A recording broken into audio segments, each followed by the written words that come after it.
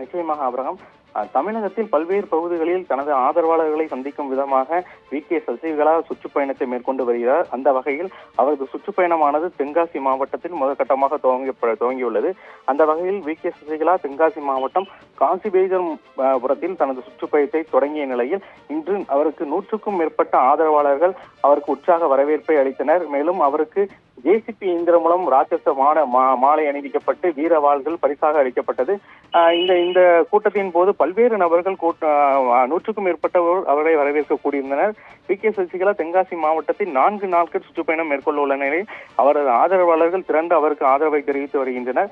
அந்த வகையில் இந்த நேரத்தில் கூட்டு நெரிசலை பயன்படுத்தி மர்ம நபர்கள் பங்கேற்று பொதுமக்கள் மற்றும் செய்தியாளர்களிடம் அவர்களது உடைமைகளான கைபேசி மற்றும் மணிப்பர்சு, வெள்ளி நகைகள் உள்ளிட்டவைகளை திருடவும் முயன்றுள்ளனர். அந்த வகையில் செய்தியாளர்களிடமிருந்து தொலைபேசி மற்றும் வெள்ளி நகைகள், அதாவது ஒரு ஆதரவாளர்கள் அவரிடமிருந்து வெள்ளி காப்பு மற்றும் பர்சு உள்ளிட்டவைகள் திருடு சென்றுள்ளதாக புகார் எழுந்துள்ளது. இந்த புகாரை தொடர்ந்து அங்கு பகுதியில் உள்ள காவல்துறையினர் தற்போது மர்ம நபர்களை தேடும் பணியிலும் ஈடுபட்டு வருகின்றனர்.